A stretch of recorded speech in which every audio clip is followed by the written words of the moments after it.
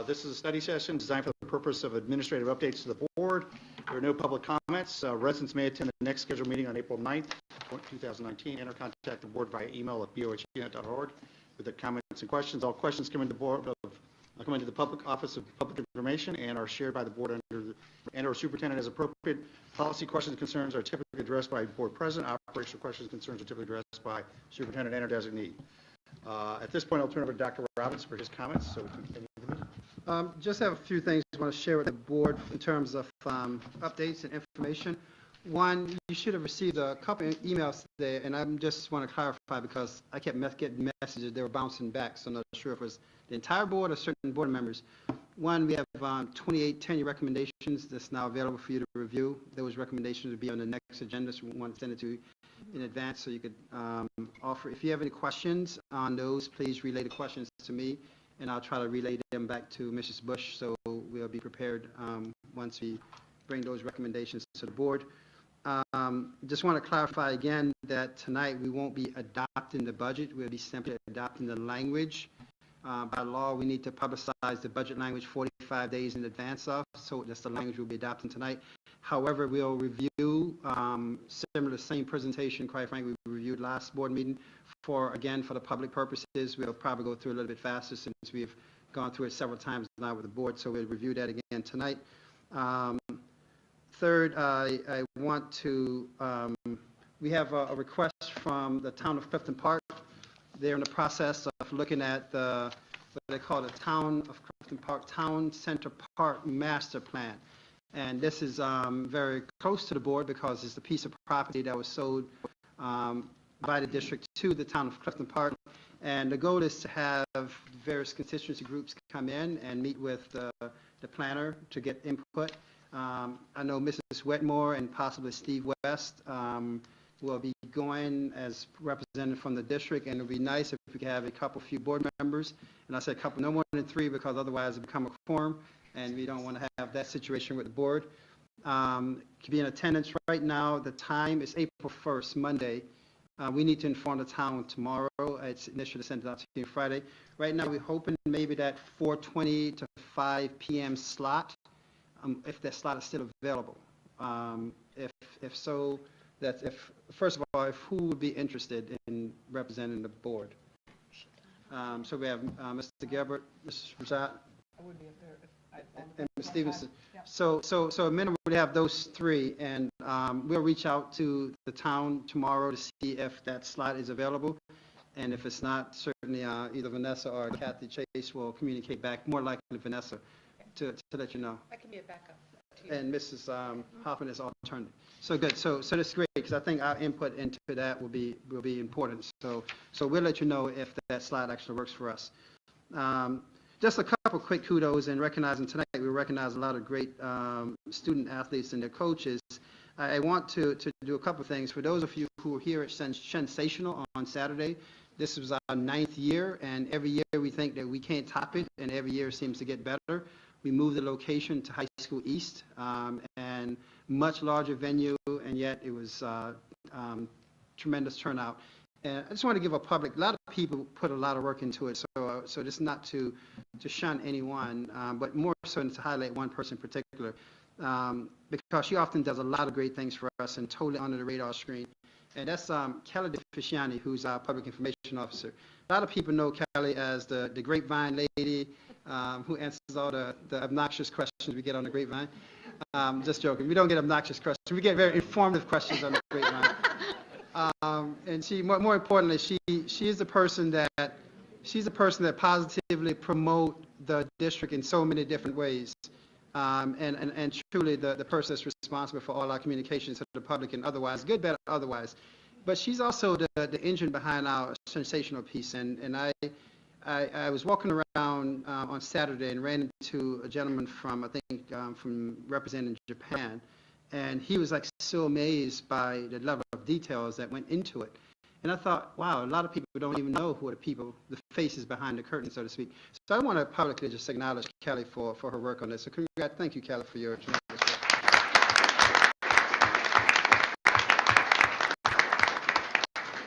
And in way of congratulations again, we are tremendously fortunate, and again, you're here tonight from all the young people who are represented here, to have a lot of talent in this district, not only from a student talent, staff talent, and also we'll be recognizing the Capital Area School District, CASDA. Every year they select a Principal of the Year candidate. We've had Don Flint in the past. We've had Greg Pace in the past as Principals of the Year representing Shen. And we're pleased. He's relatively new to us, but not new to the principalship. Mr. Gastononi will be recognized as Principal of the Year.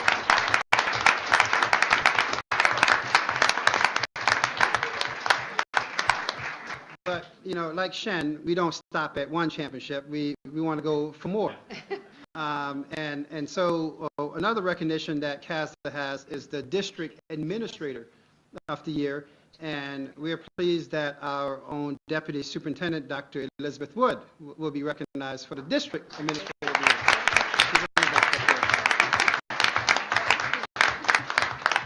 So it's great to celebrate and our successes and use it for a fuel and drive to do things even better. And I think that's also the sentiment Mr. Colin, as he comes forward, to recognize our team, will express that it's not about one and done. It's about how do we continuously improve our game, so to speak. And it's great that we have two of our administrators that's modeling that commitment to excellence, Mr. Gastononi and Dr. Wood. So thank you both very much for your leadership and for being great role models for our students, but more important for other leaders. Being leaders of leaders is a challenge.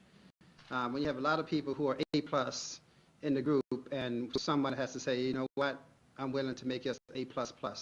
So thank you both for your leadership. And Mr. Colin, certainly as you come forward and I look in the audience and you know, we almost think it's almost automatic that every year we're going to have a ton of kids being recognized. It's not automatic. It's because of good leadership of coaches on the fields and courts and pools, but good leadership from the program. And I think 3 or 4 years running, we have been recognized as the most successful athletic program in the state, and I would put up, quite frankly, in the country. And that comes from who you recognize tonight, but I also want to give kudos to you because I know that it's no small feat to every year put kids on the field in position to do their very best. So thank you very much as well.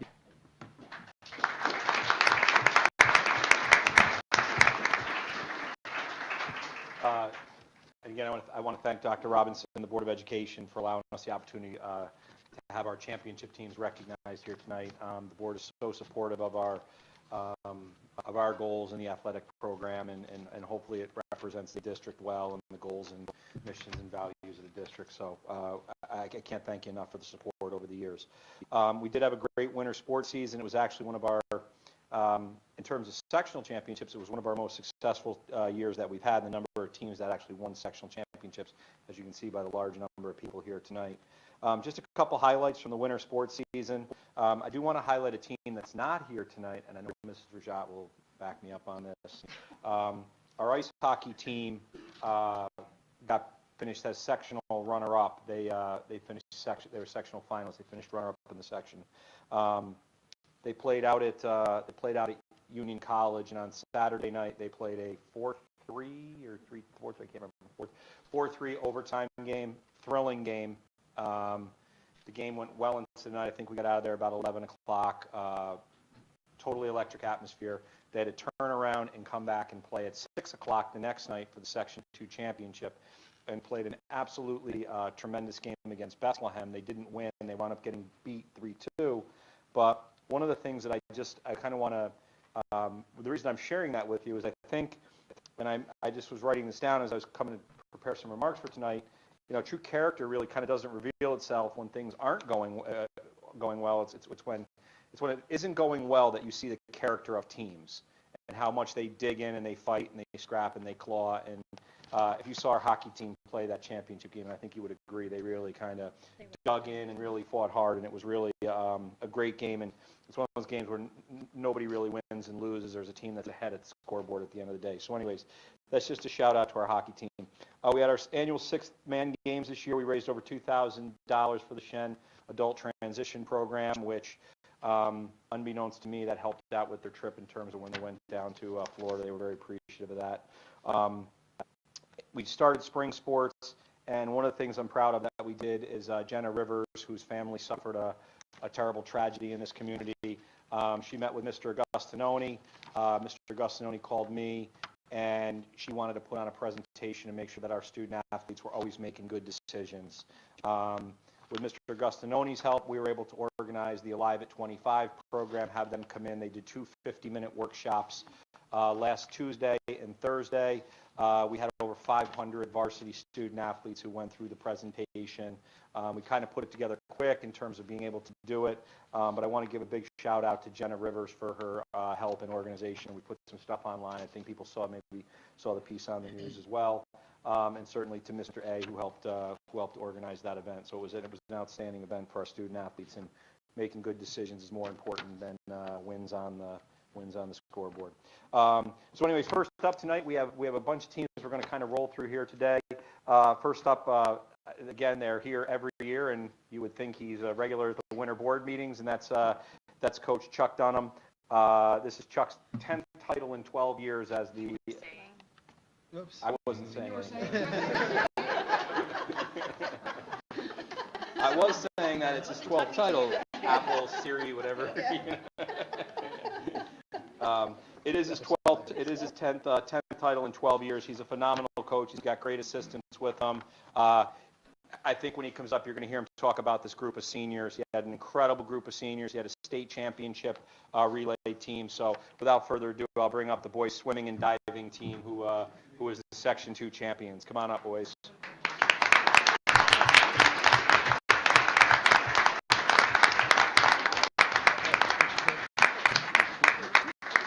Thanks, guys.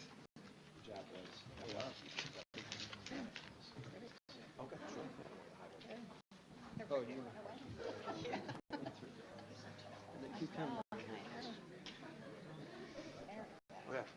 We just want to say it was nice. The girls team this year really kind of set the bar pretty high. They finished as Section 2 champions and finished #1 in New York State.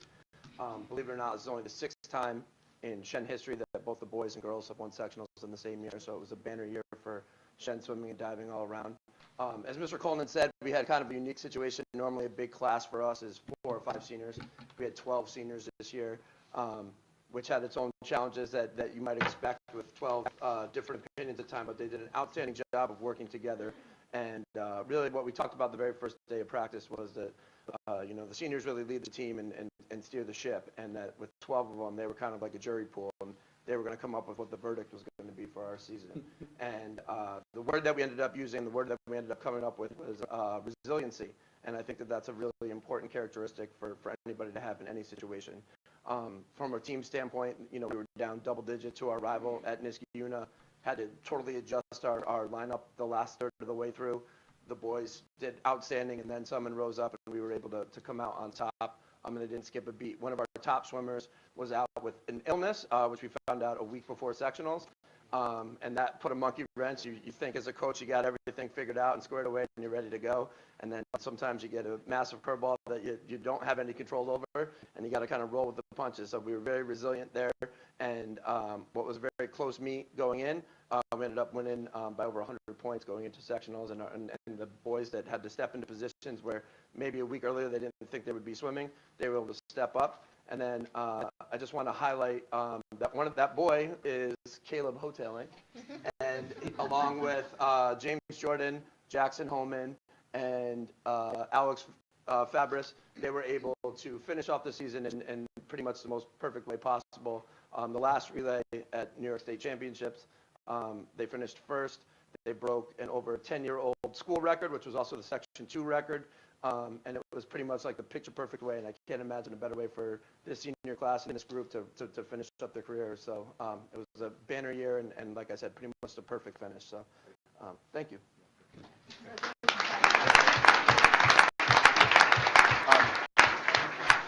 There's just one small thing I do want to add about the Board of Ed and the superintendent. Our pool is how old? How many years old? This is year 10. This is the 10th year of our pool. And one of the things that we did when we started the pool was Chuck and I had had made the decision with the support of Dr. Robinson that we were going to start our own club here at Shenendehowa. And we started 10 years ago with how many kids? 12? No, about like 50. 50. Close, close.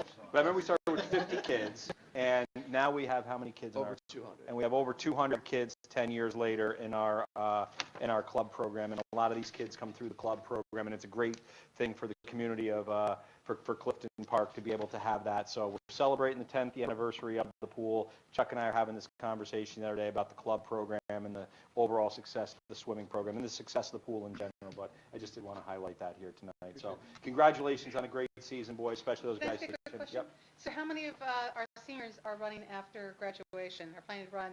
Swim. Oh, I'm sorry, swim. Yeah, they do that too. Yeah, they'll probably be doing that too, Who's yeah. swimming after? Who's going to swim in college? So, 1, 2, 3. Okay, Yeah. very good. That's awesome. Congratulations. Yeah. So congratulations, boys. Great job.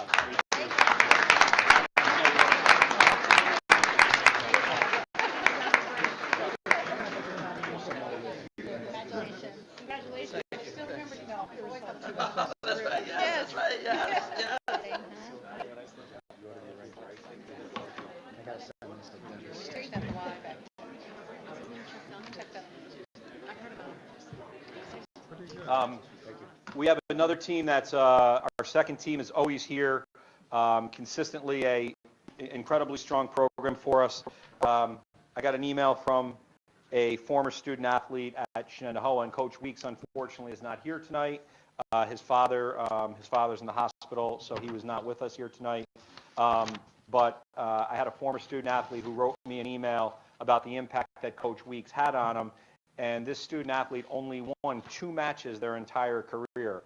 But his memory of the value of athletics was that Coach Weeks would never allow him to quit, would always be chasing him around and making him come into practice. And it shows the kind of the values that Coach Weeks instills in his wrestlers. And there's a reason why they're here every year with the success that they've had.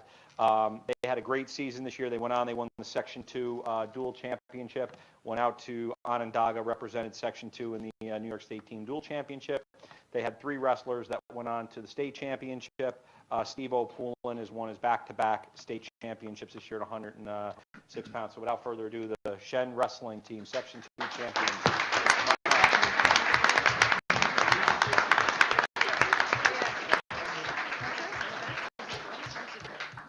Keep it showing. They're going to hang it on. Good job, boys. Keep going around. Keep going around. Good job. Good job. Good job. Good job. Stay right up there. Good. You guys stay here. And go ahead. And speaking on behalf of the wrestling team is going to be our assistant coach, Frank Papalizio. Hello, good evening. Thank you. Obviously, I wasn't prepared to speak, but we're just coming from wrestling practice, honestly. And like Coach Dr. Robinson said, we don't like to stop at one championship. So we spend a lot of time trying to make it multiple. And this year, our wrestling program had an outstanding year. We were undefeated in our dual meets in the league, and we went on to win the Class A tournament again. I think we were up in the double digits in my tenure with Shenendehowa and our Class A titles. But more importantly, we went to the dual meet state championships, and that was the second year that we've been able to do that, and its second year being held. So it's a great honor. And then we have the lovely ability to have individual success too in our sport, where it's both team and individuals, and we had 3 individuals qualify for the state championships, and I'm going to highlight that. We had Brock Del Signor qualified. This was his 3rd time qualifying for the state championships, which is quite an honor. Colton Dorfman, who was not a qualifier initially, but the person in his weight class got injured in the finals, so he was moved up as a qualifier and made the best of that and ended up taking 5th in New York State, which was a huge accomplishment and a great honor. So Colton Dorfman, 5th in New York State, and then Steve O'Poulin, as Chris mentioned, was a 2-time New York State champion. He won his 2nd title this year, and during the course of this year, he was ranked number 1 in the United States of America. So he's a tremendous talent and tremendous success that we're going to build on. So I'd like to personally thank the board and Dr. Robinson for their support. Obviously, resources and support and all of those things, they have a huge impact on a program. We really want for nothing, and that shows. I mean, we've been able to do quite a bit with the support. And there's nothing like it when you're at a match and you turn around and you see members of the board and yourself and Chris at our matches in support. So we feel that, we know it's there, and we appreciate it very much. So thank you.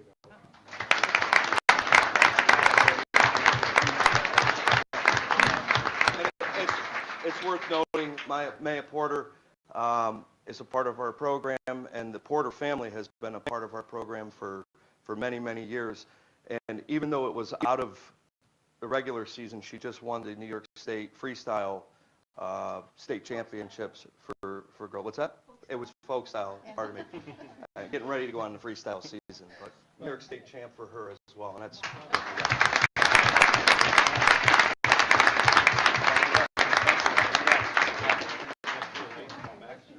All right, good job. Thanks, Brock. Congratulations. Congratulations. Good job.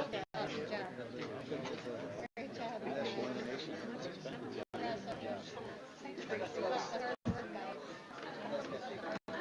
The wrestlers they have a tradition, they'll always shake your hand before that's why it takes them a while. They always have this tradition about shaking your hand all the time, to show their sportsmanship.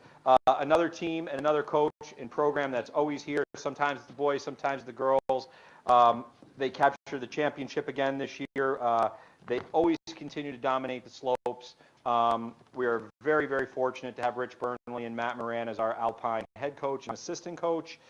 Rich and Matt have won the state championship with the boys team and won the state championship with the girls team. This year they won the Section 2 championship with the girls. The boys just missed. Our story of the winner is Patrick Leonard crashed in the opening. Rich would know the technical parts of what he was doing, and then skied the next day with a broken thumb apparently. So going 40 miles an hour down the slope. So Patrick came into my office and I was talking. I said, Coach Burnley sent me a text. I said, how do you manage that with that? But our athletes, they somehow dig deep to do it. But anyways, the girls went out to the state championship. Rick's going to talk about their season. So without further ado, girls alpine skiing. Come on up, Rich and Matt.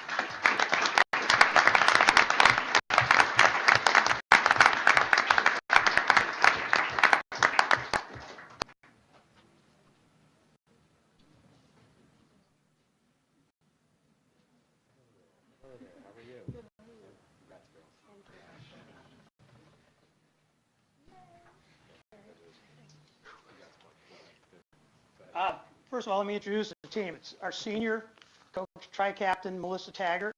This is her 5th appearance here. 8th grader, Michaela Leonard, and 7th grader, Allison Bach. Last year, Mel was here as the individual GS champion for the section, and the previous 4 years as member of the girls team that won sections. Last year, our girls team, their 6-year streak was broken by 2 points by Saratoga girls. This year they came back. They won the first run, the slalom run. We're so far, or the GS run, they were so far ahead. I told them all they needed to do was stand up in the slalom in the afternoon. And Michaela ended up coming in 4th. Mel was 6th, Allison 14th, after a 2, 3, and 8 in the morning with these 3 girls. So they won both runs going away with it this year. It was an amazing result of sectionals. Really proud of them. And also, by the way, they're all scholar athletes too. 90 or above average, every one of them. Well done, ladies. Well done.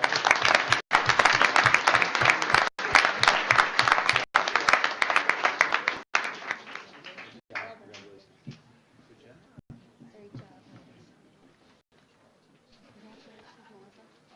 job. Moving right along, this next team is a exceptionally hardworking team. When NISFA switched cheerleading from being a club activity to a sport, our cheerleading coaches really kind of jumped right in and tried to. My goal was that if it was going to be a sport, it was going to be representative of the type of athletic program, a sport representative of the types of programs we have at Shenendehowa. They work exceptionally hard.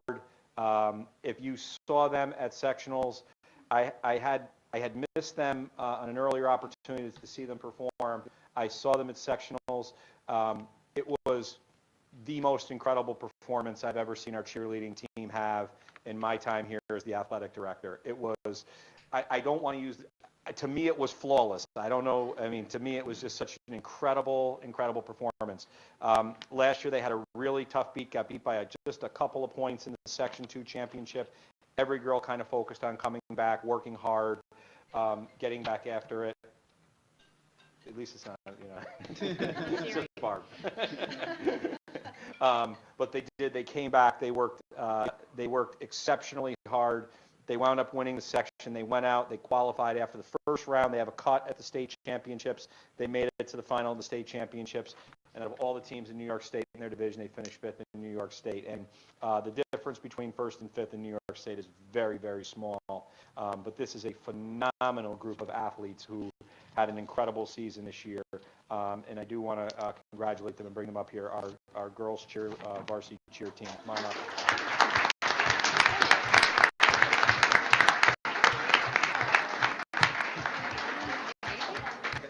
Future there.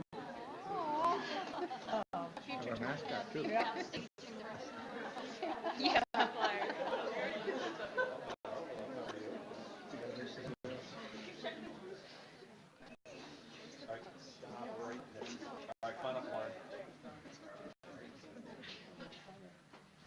Okay, I totally wrote something, but I'm just going to fly.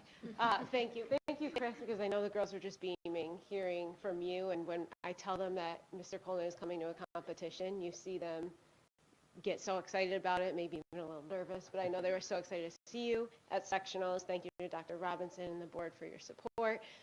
These girls definitely persevered throughout the season. We're talking about sectionals, and the night before sectionals, we lost one of our cheerleaders, and there's no bench in cheerleading. We have to revamp the whole routine, and we came out, and it really was a phenomenal performance. They placed first at every local competition, grand champions at one competition, which means they won beyond every single division. They had the highest score of the whole competition. And like Chris said, at states, you have to make the cut of the top 5 teams. There were 11 teams in our division, and we made the cut, and then we went on to place 5th in the state. And there's over 800 cheer teams in the state, so I'm just beyond proud. I know Amy and I are both just beaming about the whole season. So we have a ton of seniors. I'd like them to raise their hands because they definitely deserve the recognition. There's a lot on this team, and there's even more that aren't here.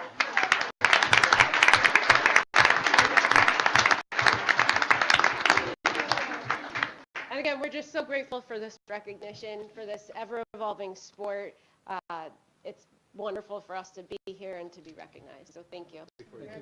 Yeah. This is my last. So I hired Lauren. One of my first hires when I came here was I hired Lauren to be our cheer coach through a job transfer, right? For your husband or relocation? Yeah. She's going to be relocating out of the area. Won't be able to continue on coaching, but I do want to recognize her. We've been together for how many years? 11 years. 22 seasons, and I've seen this program grow under her guidance and direction, and people like Amy who come on board and have really helped make cheerleading what it is today. I would just say this: these girls are just such a reflection of like when you commit to something and you have the idea that you're going to go about something with a goal in mind, and this year they really had the goal in mind to be champions. But I want to recognize Lauren for her 22 seasons of coaching here at Shenendehowa.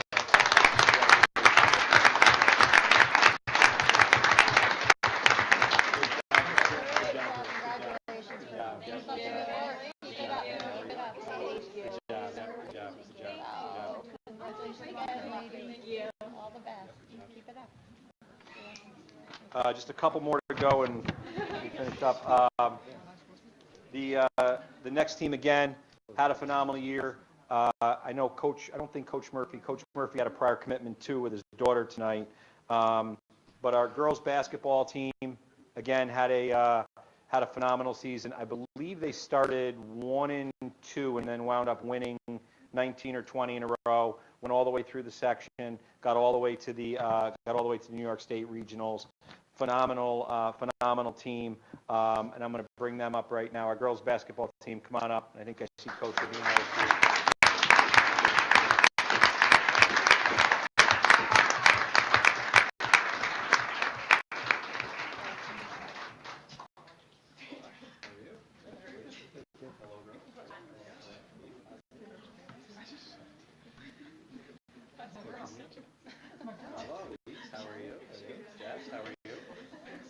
I'm Brian Rubino, the assistant coach, and on behalf of Joe Murphy, who couldn't be here tonight, as well as Emily Weber, the other varsity assistant coach, JV coach Steve Decker, and modified coach Ross Halprin, and the 14 players on the team, we wanted to thank Dr. Robinson, the Board of Education, Mr. Coleman, and the entire administration for recognizing our team and our accomplishments.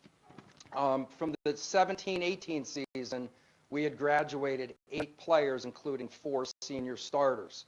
So there were a lot of question marks going into the season. We had 1 returning starter and a lot of kids moving up who didn't have a lot of varsity experience.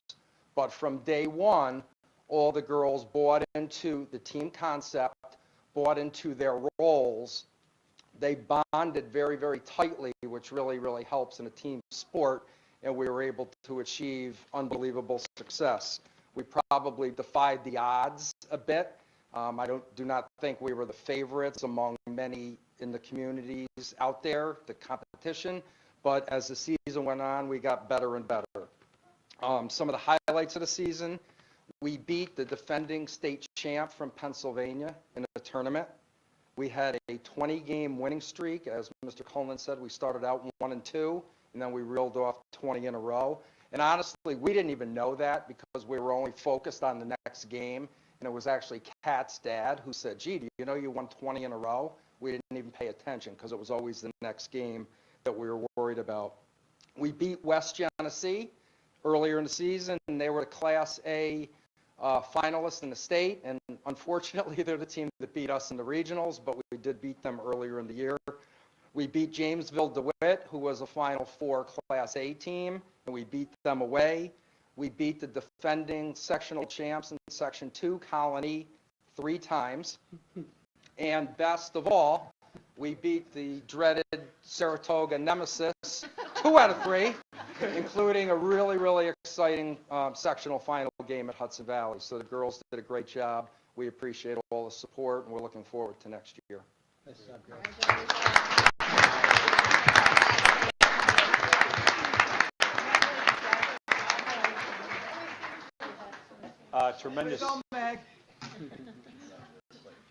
Tremendous group here of the girls basketball team.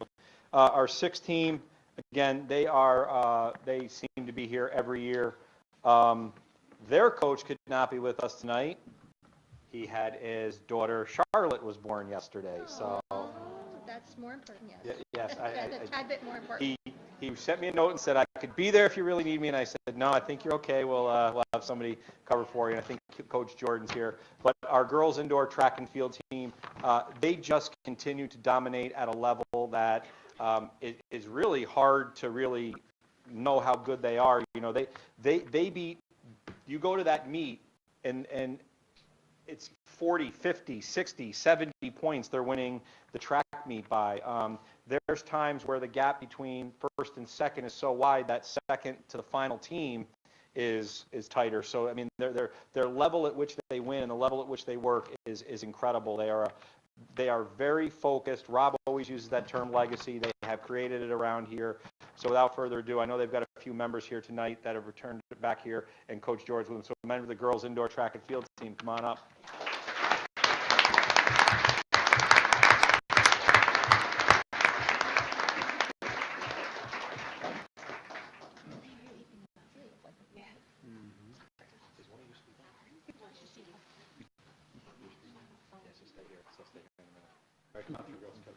Good job, congrats. Nice job, girls.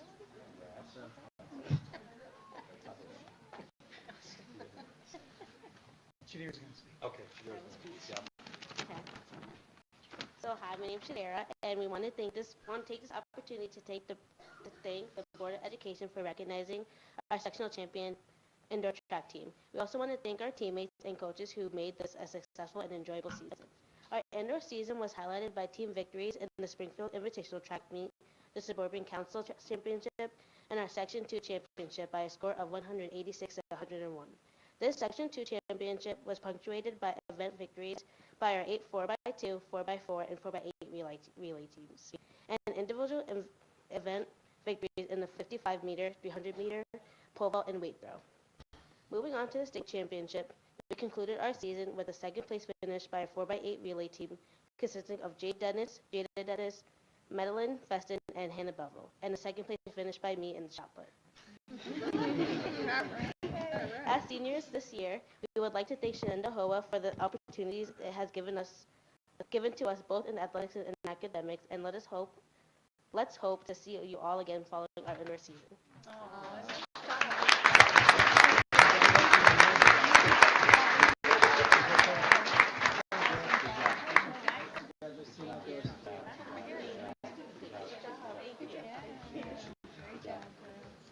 Girls indoor track, there's a good chance we'll see you here in about 3 months, towards the middle of June. Our final team tonight here, and I know and appreciate the time that you've given us here tonight. Our final team here tonight, and there's a reason why I'm recognizing them last. I don't know whether people saw the story on the news tonight, the work that they've done off the track as well with the Coaching Boys into Men program that Becky Carmen helped spearhead through her work with Wellspring out of Saratoga. Jason has been such a great leader in this area of making it about being about more than just the experience of being on the track. I think Jason's work highlights really what Shenendehowa tries to be all about. It tries to maximize the success on the court and on the fields, but it also wants to try to instill the idea that we're going to kind of be better today than we were yesterday. That's a phrase I always try to tell our coaches, to make sure that our athletes are better today than they were yesterday, and always trying to see potential in the kids that they can't see in themselves. And Jason is really somebody who embodies this, and his work as their coach and mentor and leading them through this program is really very powerful, and the work they've done has been outstanding. So without further ado, Jason, this is what defending champion? 4-time defending champion, Section 2 indoor track and field team. Boys indoor track, come on up and be recognized, please.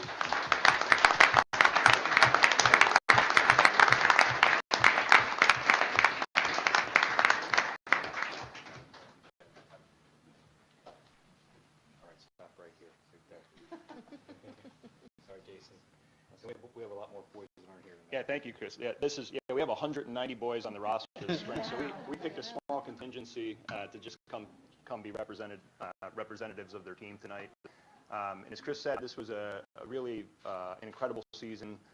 We garnered a lot of national attention for a good cause with the help of 5 tremendous seniors they're actually being recognized Thursday night by Wellspring at their Change Makers Champions for Change dinner in Saratoga County. And the sectional title and the boys being able to kind of come together and coalesce as a team. And to be honest, I didn't think we had any business winning sectionals this year. I think the character piece really helped these guys kind of achieve that high level of success, because we had a lot of injuries, a lot of illnesses to the end of the season. And we were really kind of looking at some competition that we thought was going to be pretty hard to overcome. And that day was one of the best sectional titles in recent memory. Of the last 4, that watching the boys run around and say, Coach, what are we doing in this event? We had throwers that were saying, what's going on in high jump, and we had distance runners saying, what do we need to do in this event, and the long jump to be successful. That watching 15 different event groups come together, and you could really feel that excitement start to build.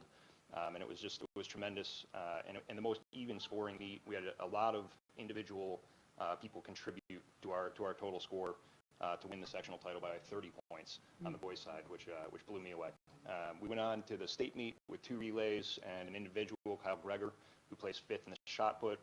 We had a 4x200 meter relay that broke the school record and was Section 2 number 2 all time.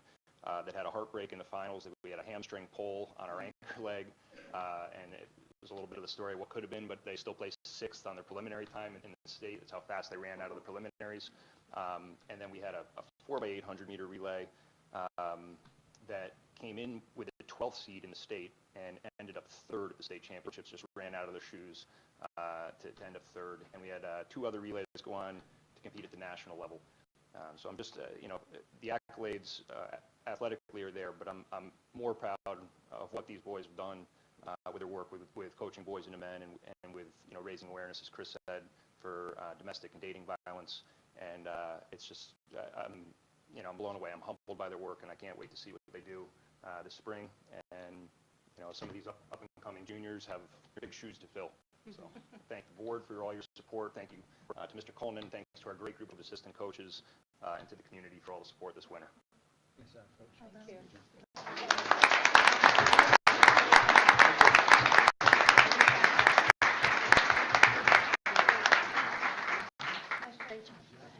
Awesome.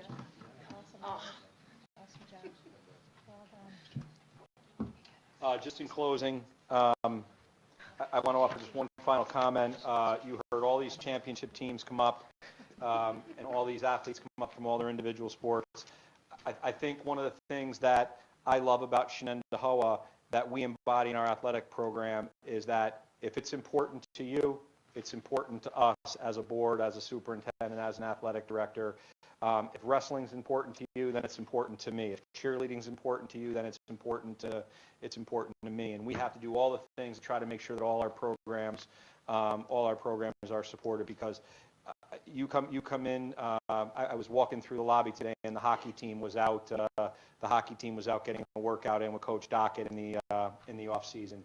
If you see the work the kids put in the weight room, kind of year round, you understand why it's success. And people always say it's not easy being an athlete at Shenendehowa. It's not. There's a lot of demand on the time. There's a lot of demand in terms of the way people come at you. Our student athletes respond very well to it, but it's not easy. But their hard work always seems to pay off, and we always just want to kind of make sure that we're working hard. But finally, in closing, we really just can't thank you guys enough, for the board members, for your support, and always. Dr. Robinson is just such a champion, and to all those student athletes out there, the board, and personally Dr. Robinson, how much he supports everything that we do is the reason that you guys are here today as well. Okay, so again, thanks. All right, appreciate it. All right.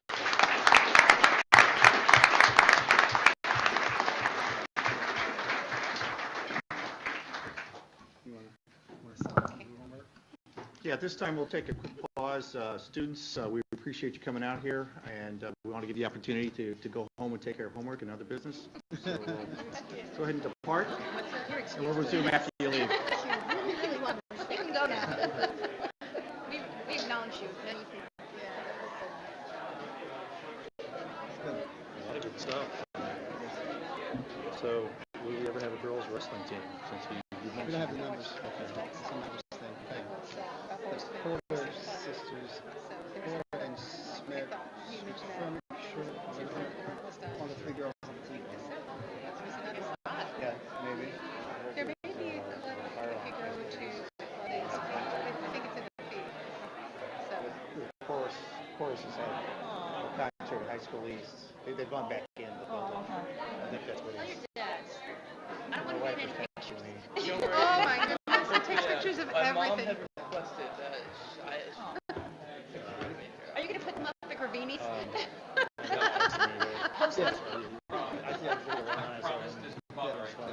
Okay, that's fair. That's fair. There you go. Okay. That is very fair. Okay, folks, at this point, we'd like to resume the meeting, so go ahead, please. So a couple of things I want to do. With the board indulgence, I'm just going to shift to our fire inspection report. And ironically, in case people are leaving and they see fire trucks at the high school, it wasn't a fire. We actually had an alarm go off at the high school. Fire department was called. And so it may have created a little havoc. However, it's under control. But just so the board know. And so with that note, I would like to bring our fire inspector to come forward, because now we know our fire alarms actually work. They work. So we passed that test. That was a test for our fire inspector to see if the fire alarms work. Barb Staliker, who's been such a tremendous asset for us, and I can't praise Barb enough. for her efforts, but I will, because I keep praising, because I want to keep coming back and staying with us. So Barbara just introduced our fire inspector and the report that he's going to share with us. This is Bob Rossi. He's been with us for a few years, I guess, 4 or 5. About 4 years now. And he did the fire inspection, and he'll tell you about it. Well, actually, the district did very well again this year. They did very good last year. They did even better this year. We travel probably 30 miles in about 4 days, going through all nooks and crannies of every building in this district, and there's 44 buildings that we go through. That's all your storage buildings, besides your classrooms and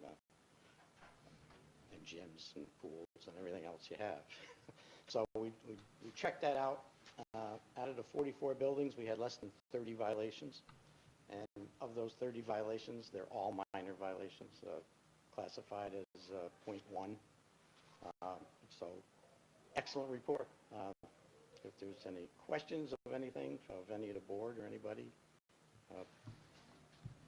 I know last year you were saying some of the things, the small things that happen, like whether it's things that are blocking windows or exits in the classrooms and all that. Did we do better with that? Much better, Great. much better. Great to hear that people are really paying attention to that as well. Previous year, we had a good report, Right. but it was, it was much more than 30 violations, but they're all minor violations, nothing critical. A critical would be classified at a .3. Okay. And if you get more than 10 points in a building, you don't get your certificate of occupancy until they're all corrected. Right. Again, but every one of the buildings passed with less than 10. So, very good year. Wonderful. And the board will be asked to accept the report on Yes. tonight's agenda as well. Thank you, sir. Well, you're welcome. Thank Appreciate you it. so much. Thank you. And again, with the board indulgence, just want to shift and do the one-to-one presentation update, have Mr. Gasnoni and his team come forward. As the board knows, we went one-to-one this past year at the high school, and the intent of this is to let you know progress where we are now and some insights in terms of where we're going. So, Ron. So I'll give this to you in a second, my friend. Thank you, Dr. Robinson. So we'll be fairly quick, but if you have questions, please, of course. This is kind of what we see. It's engaging, it's collaborative, it's self-directed. You'll see a little bit of that stuff happening here. You'll see our students are involved, but we like to point out the balance. We talk about the balance. So you'll see Chromebooks, but you'll also see kids writing. You'll see them working digitally. So it's that fine balance. How are we getting kids to really engage with the curriculum at a higher level? And that's what we focus on. You've seen the engaged classroom. You've seen like the matrix we use to make sure teachers are teaching at a high level. Not just using technology, because that might not be at a high level, but when you combine teaching at a high level and technology, you really have something powerful. So that's what we push all the time. Mr. Gutschall's great at we push that in faculty meetings and different trainings, and you'll see some of that coming up. So we created this. We did a coffee talk for parents in, it says the first month. I think the coffee talk might have been the first week of October. Yeah, it was October 1st. So Mr. Gutschall, myself, and another one of our administrators, Mr. LeBert, did this coffee talk for parents. And 1 month in, we had students go around and take video, and we asked questions, and we put it together. Just a quick little video, just show some of the things that are going on. I don't even think it's more than like a minute or so.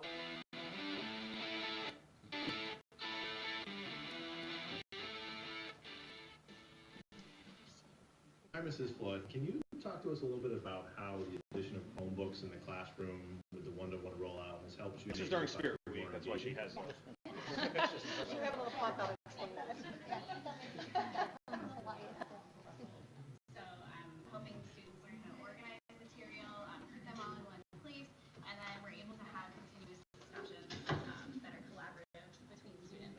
So by posting questions on Classroom, they can answer them on there and then respond to other students as a discussion board. Today, the students are actually hosting small group discussions about education issues. So Mrs. Warner, how have your students being equipped with Chromebooks on a daily basis helped you make your classroom and your learning more engaging? So I think since having the Chromebooks in the classroom, it has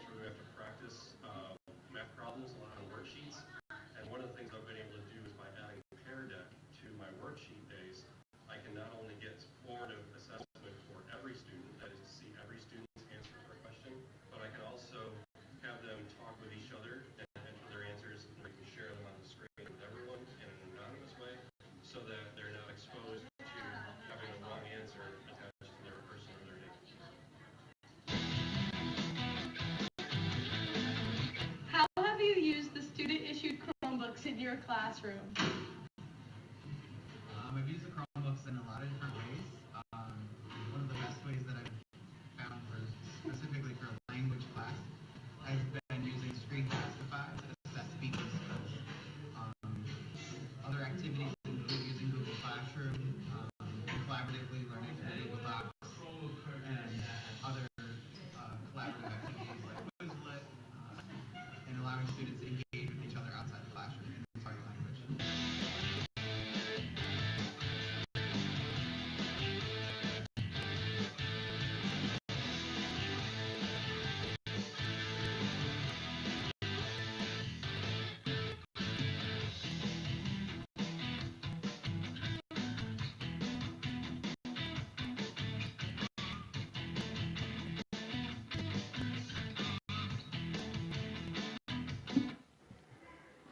Our teachers out today. We use their Chromebooks to get our notes, and everyone would work at their own pace. As part of the one-to-one rollout here at Shen, we've set up a student help desk both high school east and high school west. As part of the help desk, the students are in charge of coordinating repairs on the Chromebooks and helping students when they have a problem.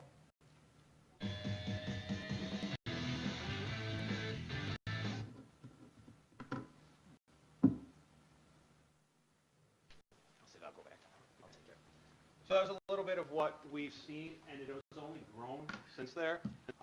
And just to give a shout out to our faculty, they really have taken off with this, and they're sharing in our conference day. They're sharing stuff from PLC meetings, department meetings. So there's a lot of great things happening. It's a real credit to them and everything they're doing. We did a survey. This was only like 2 months ago, maybe 3 months ago. We wanted to get some student data.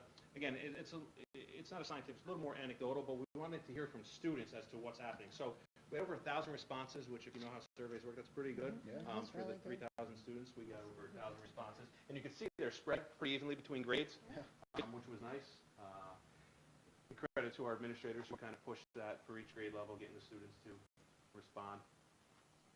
And if you see, this is something we want to know. We know what's happening in classrooms, right, for the most part.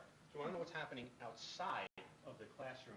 And if you look, if you take what's happening outside and you look at the blue, the red on the left there, our students, like 2/3 of the time, are using their Chromebooks outside of the classroom. And stuff we're seeing them do. Naviance, is a counseling center program. Google Classroom, we heard a ton about. Castle Learning, we're really excited about. Our science department this year has really taken off with Castle Learning. So they're sharing questions with students on Castle Learning instead of giving them a review. And it's really come into play. It's going to come into play, especially when we start studying for final exams. But instead of giving, here's your review, you answer the question, you come back the next day, you get feedback. It's instant, right? So they're answering the question, feedback, here's what you did wrong, here's what you need to work on. So we're seeing a lot of that. Other things you can see there, all these kind of things are happening outside of the classroom, outside the classroom walls. When I say outside the classroom, doesn't mean we're piling stuff on at home. Like if you walk down our hallways, you'll see students working, whether it be in room 68 at High School West, or you'll see them on the benches at High School East. You see students with their Chromebooks out doing work. Not all of them, but a lot of them are actually doing work, right? So that is a good thing. And Mike, I know, feel free to jump in. Yeah, I'm going to jump in after this. So we wanted to know within the first few, when we took this survey right before the break in December, I believe is when it was, we wanted to know what's happening in classes and how often they're being used. You can see English and social studies, we're up around 80% they're using them weekly. And then we noticed science and math a little lower. Now, different things are happening in those rooms where they might use different tools, right? Sometimes math is using the calculators that speak to each other. But with that data, our academic administrators, we shared this with all of them, they have then tailored some of the stuff they've done. So both, right, science now moving into Castle Learning, so that number is going to go up. But math did some cool things just recently in January. I don't know if you want to jump in here, Mike. Yeah, I think it was, we might have missed the slide if you just go back one. Is it the next one there? Maybe it's the next one.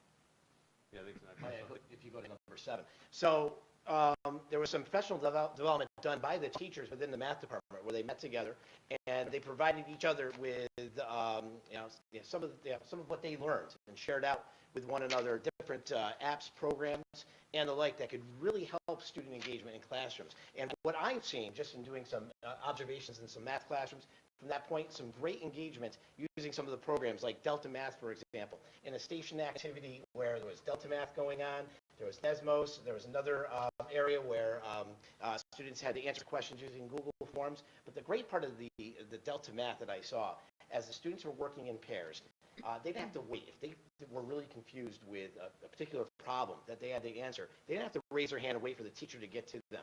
There was a great button where they can click to ask for hints. If they both didn't know how to solve a problem, the hint would give them a similar problem that they were being asked to solve. And the step-by-step, I would say, way to answer or come up with a solution to that problem. And let's say if that solution set really didn't match the problem they were working on, they can click hint again, and then another set of an explanation going through the step-by-step way to go through the problem would be given to them to help them really work together and say, oh, now we've received some examples of how to solve the problem. We can do this on our own, working together on it and not have to wait for the teacher to go to them. So just great feedback they get there, along with the Google Forms of the teachers and the students get that instantaneous feedback as to how well they do with the problems that they have to work on. You saw in the video Mr. Davenport, science teacher, talk about Pear Deck. And in that particular math lesson that I saw where all these station activities were taking place, when the teacher got the students together, she put basically a bunch of different definitions, terms on the board where the students needed to define and understand to be able to continue their work on the classwork they were going to be getting later on in the homework. She had the students pick one term using a parabola that was shown on the board.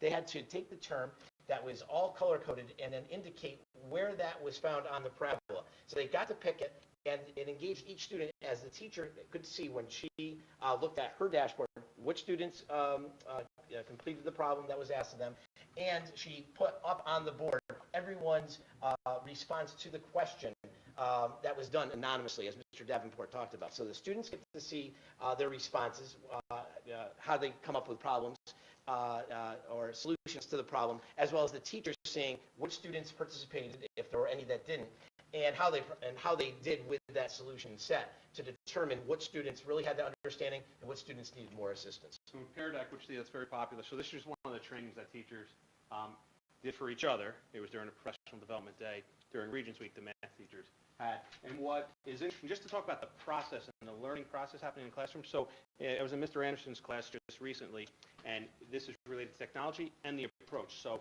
kids are working on whiteboards, right? He's walking around with his iPad. He's taking pictures, right? He finds one with mistakes. He says, oh, we have mistakes. Students are excited. Oh, we got mistakes. They pop up. He then sends it to their devices, their Chromebooks, using, I believe it's ClassFlow, sends it to them, and now they're trying to figure out what the mistakes were in that, and then they're sending it back to him, and he can put it up on the screen when it's correct. So it's the technology, yes, but that idea that it's okay to make a mistake, that was important too, and the fact that he can make it okay to make a mistake, and they can instantly fix it using the technology, that's the power of it all kind of coming together. So we have all this good stuff happening, and then real quick on the logistics of it, which is not as exciting, but it's something we did this summer. So we had 32, I thought we had pictures of what 2,400 Chromebooks look like in high school East Cafeteria and what 800 Chromebooks look like in high school West. I couldn't find those pictures. But we have the pictures in our minds. Yes. I can swear I've seen a picture somewhere. We lived it. So, and I think, Pat, Kristen, Mike, myself, I think we decided to move them to homerooms on the hottest day at High School West. We decided to take the 800 Chromebooks. So, so actually it was a good exercise, I guess, right? But we put them in all these rooms. So how we rolled them out, we had 3,200 Chromebooks between the two buildings. They had to be sorted. Big thank you to IMS, Ken McDermott is back there, the way they sorted them for us. We gave him homeroom list. He put them in homerooms. We have some special homerooms for Senate and orchestra and that kind of stuff, so we had to have those separated out. But for the most part, they were in homerooms. We appreciate that. And then we had to take them and bring them to the classrooms. But they could not be brought right away because our cleaning staff is cleaning the rooms. So this had to happen at the end of August. We had to rush to get them to the rooms, which was, worked out fine. And we put them in all the classrooms. We have a regular day of school the first day. We have advisory. We have a little orientation at High School West. But then we went back to our advisory at the end of the day to hand them out to students. That was decided because we thought if we handed them out in the morning, a lot of them were not charged. Students would then go to charge them. and then the Chargers would not make it home. So we waited until the end of the day. So we had to go a day without them, which we survived, right? But that was why we did it that way. And some classes weren't ready until the first day, right? So how did that factor in? Some classes in terms of Right, because of the roof, in yeah. So high school yeah, east, we had to yeah. wait on the upstairs in high school east a couple days longer than we wanted to. Oh, okay. But we got them there. We were doing that on that first conference day. Some were still being kind of delivered to those rooms. Okay. So, and then we had to get them out of the cafeteria because they wanted to clean the cafeteria too. Yeah. So, but that worked out for us. So we had this huge increase in Chromebooks. Now, every student having a Chromebook, every faculty member having a Chromebook, some staff members having Chromebooks. So with that, we knew that there's going to be a great uptick in tech issues that were going to be coming along the way. So we went around Bethlehem, Guilderland. We saw how they handled that with their student-run help desk. And we have just a great deal of wealth of knowledge with our students. So we said, let's not waste this talent, the wealth that's out there and available to us. So we put a call out last April for interested students rising 9th through 12th graders to apply for our student-run help desk. So we had over 50 applicants that we interviewed, and pretty much nearly all of them were selected to be a part of this newly run help desk. They met over the summer, over a couple days in late August with myself. I know Mr. Libero was there. I know you were there. Mr. Gustinoni, Mr. Bullington really headed up the training that took place. So they were basically given the task of coming up with a vision, coming up with branding, coming up with procedures, how to address any tech issues that were coming their way. Along with that, the biggest piece of the training wasn't the tech, because these kids are tech savvy. They wouldn't have volunteered if they didn't have the know-how and I would say, the hunger to learn even more. A lot of that training really dealt with customer service because, we told them you're going to be dealing with some frustrated kids that might want to bring, let's say, they have their device that they use at home. They have this device, it doesn't work. They're frustrated. Maybe some kids not wanting the device at all. Some staff members that, they receive this device. They're used to using their PCs. Now this is not working. It's not connecting to the Wi-Fi network. They're going to be frustrated. And how do we respond to that in the right way?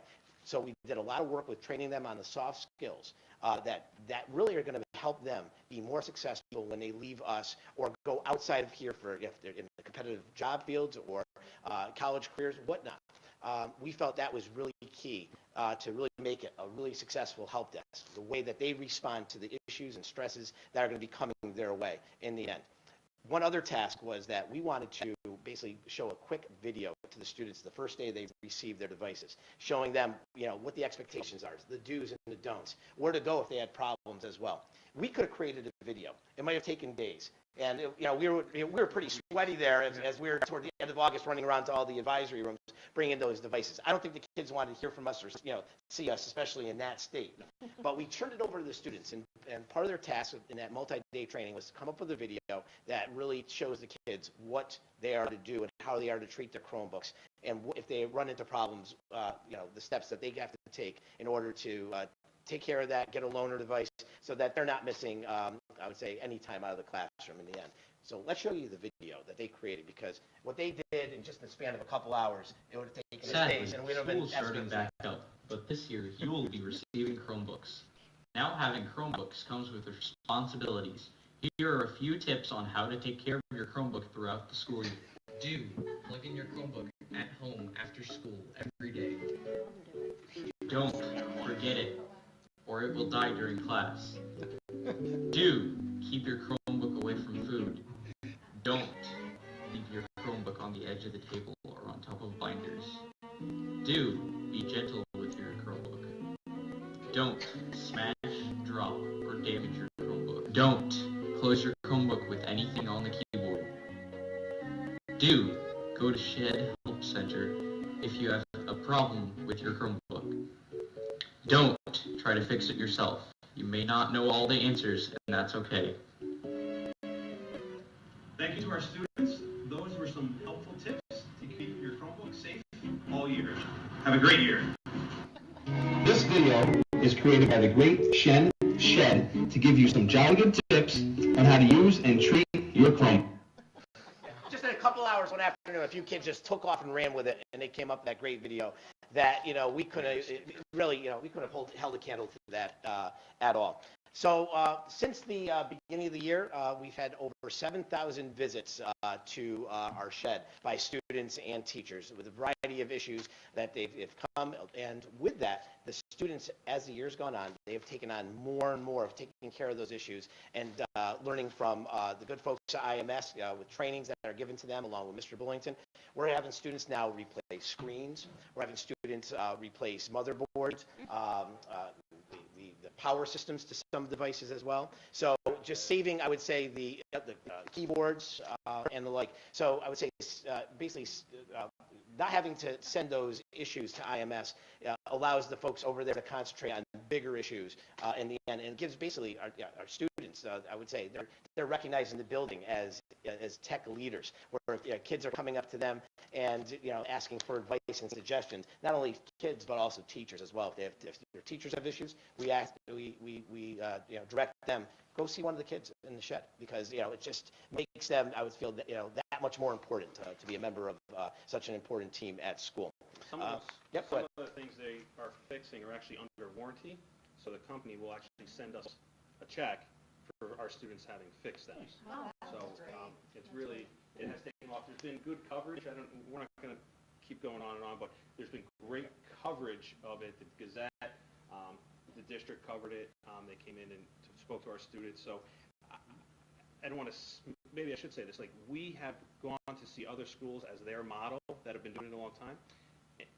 And where we are now, we're even, if not beyond, just the work that has happened with our students this year. And it's all them. They're so excited to kind of jump in and do that. I mean, they have kiosk mode. It's really like going to like what would have been the Genius Bar at the Apple Store when you come in. You kind of sign in. It's phenomenal to see each and every day. And you see that screen there in the picture. They communicate. So that's over at High School East, and they're talking to High School West. So they can communicate with each other back and forth. So any shed issues, student issues, if Mr. Bullington's not available, or if one of the computer lab aides is not there to help, they can talk to one another. And it's also connected to Mr. Bullington's desk. But these students meet about monthly. I know their meeting just recently got canceled as Mr. Bullington was sick, but they meet monthly. They have different goals and tasks that are set for them, and basically the sky's the limit. Students really are showing interest that they want to learn more. Mr. Bullington will work with IMS in getting that training for those students in the end. And one of our goals with this down the road is for students to earn CEIP credit or even take on internships with IMS if possible. So here's the last thing, and we won't go through all this because you can go on our website and you can see that the digital citizenship common sense media. You've heard about it before from the middle school. Same thing, 612. We listed some of the lessons that you see there. Those are delivered to students in two different formats. High School West, we do it in like the first day orientation, and High School East, we do it several weeks into school by department. So we have trainers in each department that in turn teach other teachers, and they deliver the lesson. They include everything from, being good citizens online, to staying safe, to inappropriate sharing of stuff online, to intellectual property and what you can and can't use and that kind of stuff. So that is happening too. They Common Sense Media just did a big update, so some of the lessons have changed a little bit to keep up with the times, which they should be doing. Yeah, I'm sorry. Go ahead. Just a question. Do we have the capacity, because I think it's great with the live, video with, or live feed from High School West to High School East with the shed. Is there capacity to also provide that to the middle schools? I would think so. I mean, I'm looking at Ken, but I don't see why not. Oh, yeah, so definitely. Yeah, I didn't know because I know if they have issues, it might be nice, like I said, for our high schoolers to be the ones, resolve it, then pulling in. I mean, it's as simple as them getting a screen, and then I think we're good. We have a live link that's like, it's on one of my, my saved bar in my screen. So I just click that if I want to pipe into, and they can see me in my office. Right. No, it's excellent. And then one, oh, sorry. No, I was just going to add, last night with the screenagers, I know the turnout here at High School East wasn't big, but I think it was also competing with the vaping at the library. I thought some good questions were asked, and specifically the parents not knowing about the Common Sense Media or the digital citizenship, efforts that is actually happening in the middle and high schools. And I thought, just seeing this, sharing that with the parents. I mean, those who were able to come and watch that clip, I think it's educational as to what, to look out for, it's educating the parents so that they can be, to do the right things, help steer their kids, dealing with the gaming and the other things, what they're doing with their devices at home, for I think that's example. our fault because we share this information, but I share it in like a summer newsletter. So, Okay. So you get all these pages and you want to see when the walkthrough is, then you look at it. Right, So right. I think maybe if that's important, we need to share that separately. And maybe that's something we'll do this summer is kind of, or Thank you. sooner. Good, thank you. And I know you had a question. Yeah, is there a plan for Chromebooks over the summer, where students are going to return them or keep them? We're currently discussing how that's going to work, how students can access them over the summer, and who has summer assignments, and who has AP, and who has summer school. So the answer is yes, in some way, shape, or form. I just don't know how it's going to look. But if we have a student who really needs access, we're going to kind of figure that out. That's on our list now over the next several weeks to kind of figure out. And the great part of bringing in common sense media into the classroom and talking about digital citizenship, the students here, like, they get lessons on plagiarism in their English class. But now we talk about what does it look like online, talking about copyrights and wrongs. And, working with common sense media and the curriculum there really just helps, expand and go from the 20th century to the 21st century and beyond for our students. And seeing that it goes beyond books, but it's also what's out there online. Thank you. Thank you all. That's good. It's really great. Thanks. So last piece, and I won't necessarily walk through it fully. The board is aware.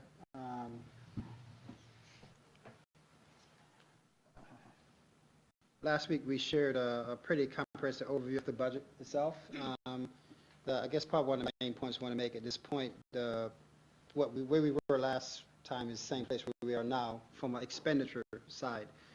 Just quickly want to actually go to the end slide, which is probably most significant from the board perspective.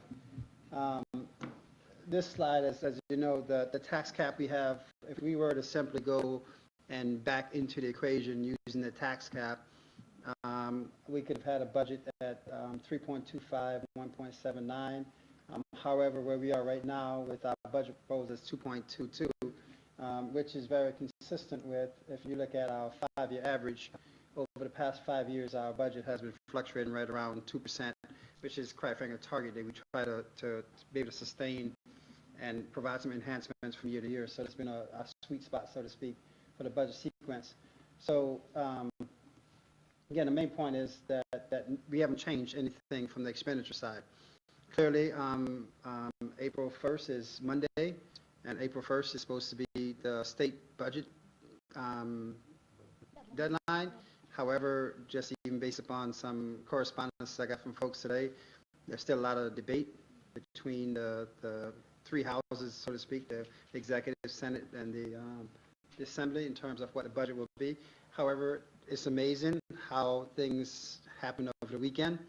The 11th hour, sometimes things happen when no one's looking, and we wake up on a Monday morning and say, whoa, when did this happen? And the devil's always in the detail. So to a large degree, I'm hoping that we don't necessarily rush to just to have an on-time budget versus truly have a budget that's very thoughtful, that we're not looking after the fact, dealing with mandates that we weren't aware of or funding reductions that are the delayed reaction type things that sometimes happen in legislation.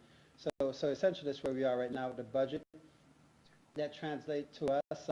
We clearly are well below the tax cap, and it's not a thing we're bragging about. I share that to the point that we don't necessarily build a budget with a budget number in mind. We build a budget thinking about what are the programmatic things that we want to do, need to do as a system, and what does that look like? So the tail is not wagging the dog, so to speak. And then we look at the end of it. If the end turned out to be great, that's wonderful. If the end turned out to be challenging, then we have to dial it back and figure out where do we make modifications in the process. And so I think by having that approach, we're not politicizing the process. We're really taking a very objective view to looking at all different dimensions of the budget process itself. On the revenue side, the big piece for us clearly is going to be, I'm going to, let me back up 1 second.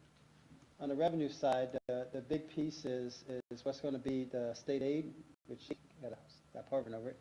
is what's going to be our state aid impact. The last line you see at the bottom, right now we're projecting about 47.8 million in state aid. And that's based upon the governor's proposal, which typically is the lowest of the revenue projections. And so if we get good news, the good news will impact one of two things: reduction in our property taxes. And if it's significantly good news, we may actually revisit some areas within the budget itself that still has a similar, if not lower, property tax impact. So we had that a couple years ago, where we made some adjustments to the expenditure amount after having some additional funds coming in, as well as created some opportunity to reduce the tax levy impact as well. So we'll be very thoughtful about that, and clearly it's a conversation we'll have here with the board if we happen to hear anything prior to when the board will be asked to adopt the official budget, will be April 9th. So if something happened between April 1 and April 9th, we'll communicate that and actually make that presentation prior to asking the board to adopt the budget on April 9th.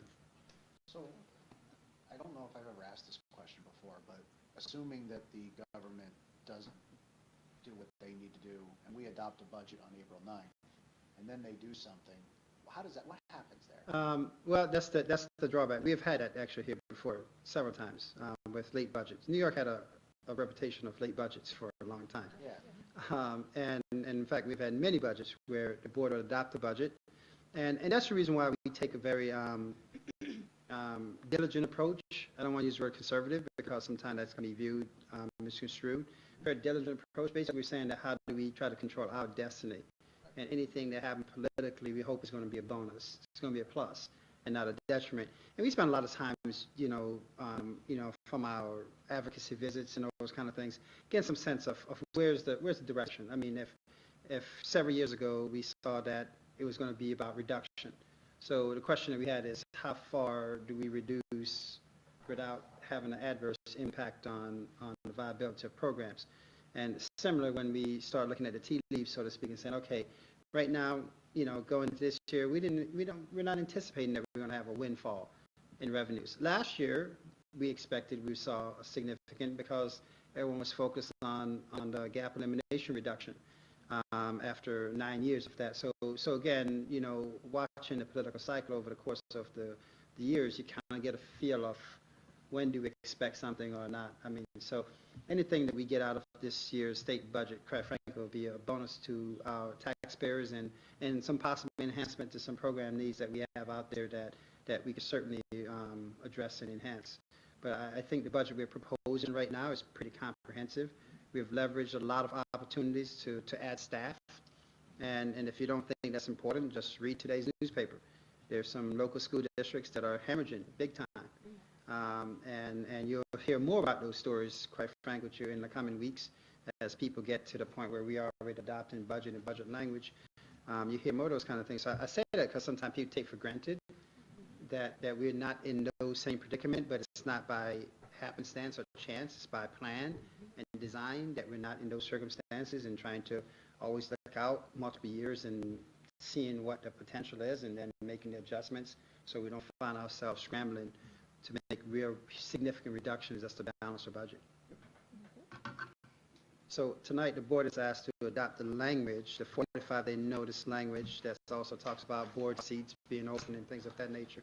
And then in April we'll do a little bit more formal presentation again of this presentation to the board, and the board will actually adopt the budget itself. So hopefully by then we'll have a pretty solid understanding of the revenue side of the equation. That's it for me, sir.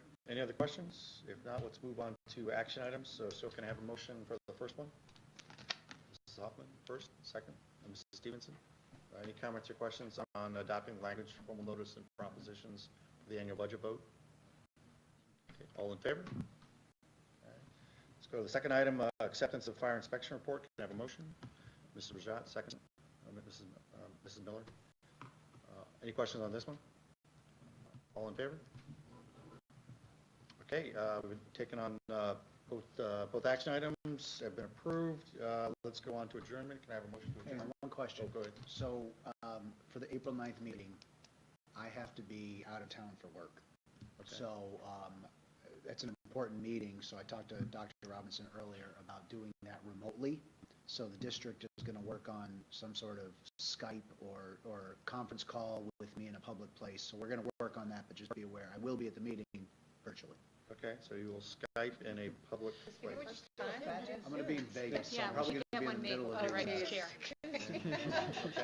Got a Zoom. conference. Yeah, do Zoom So- meeting. But I'll be there. Yes, well, once we communicate with IMS, and I'm nodding at Ken, he's scratching his head, we'll communicate with you. We've done that before, so we'll be able to do it Did again. it from Disney 6 years ago. Okay. Any other last minute questions, comments? Okay, can I have a motion to adjourn? Ms. Hoffman, Mrs. Miller, second. All in favor? Okay. Meeting is adjourned. Thank you.